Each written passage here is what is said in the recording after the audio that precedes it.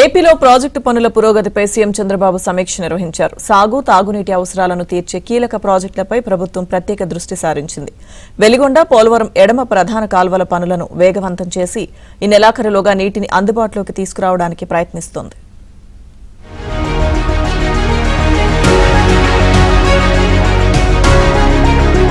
YCP హయాంలో జరిగిన విధ్వంసంతో దెబ్బతిన్న సాగునీటి రంగానికి పునర్జీవం పోస్తూ కూటమి ప్రభుత్వం ముందుకు సాగుతోంది. పోలవరం ఎడమ ప్రధాన కాల్వ ద్వారా ఈ నెలాఖరులోగా అనకాపల్లికి నీటిని తీసుకెళ్లే లక్ష్యంతో పనులు జరుగుతున్నాయని మంత్రి నిమ్మల రామానాయుడు చెప్పారు. ఈ కాల్వ ద్వారా ఉత్తరాంధ్రకు పుష్కలంగా నీరందే అవకాశం ఉందన్నారు. పోలవరం ఎడమ ప్రధాన కాల్వ ద్వారా డేటా సెంటర్లు, ఇతర పారిశ్రామిక అవసరాలకు 3 టీఎంసీల నీరు అందిస్తే సరిపోతుందని అధికారులు వివరించారు. భవిష్యత్తులోనూ ప్రాధాన్యత కలిగిన 36 ప్రాజెక్టులను నిర్ణీత షెడ్యూల్ ప్రకారం పూర్తి చేయనున్నట్లు తెలిపారు. పోలవరం ప్రాజెక్టు గత ప్రభుత్వం ప్రశ్నార్థకం చేసేసినటువంటి స్థితి మనందరికీ తెలుసు.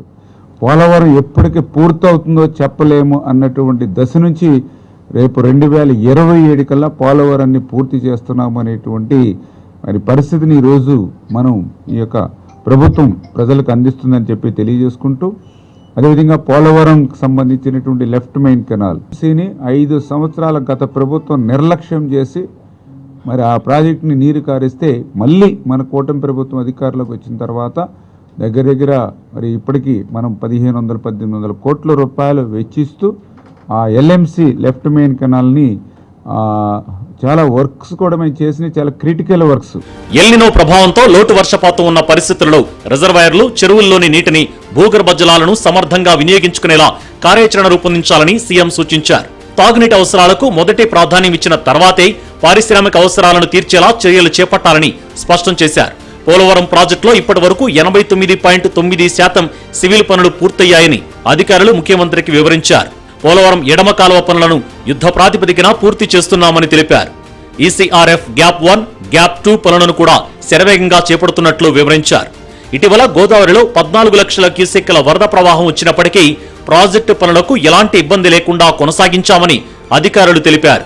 డ్యాం సైట్ దగ్గర రహదారులతో పాటు ప్రాజెక్టు నిర్వహణకు అవసరమైన మౌలిక వసతులను అభివృద్ధి చేయాలని సీఎం ఆదేశించారు.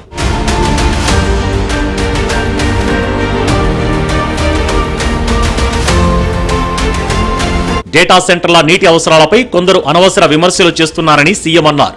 రాష్ట్రంలోని డేటా సెంటర్లకు మొత్తంగా 3.5 టీఎంసీల నీరు సరిపోతుందని తెలిపారు. ఈ అంశాన్ని ప్రజలలోకి విస్తృతంగా తీసుకెళ్లాలని అధికారులను ఆదేశించారు. లోటు వర్షపాతం పరిస్థితుల నేపథ్యంలో తాగునీటికి తొలి ప్రాధాన్యం ఇవ్వాలని, అనంతరం పారిశ్రామిక అవసరాలకు నీటి కొరత లేకుండా చూడాలని సూచించారు.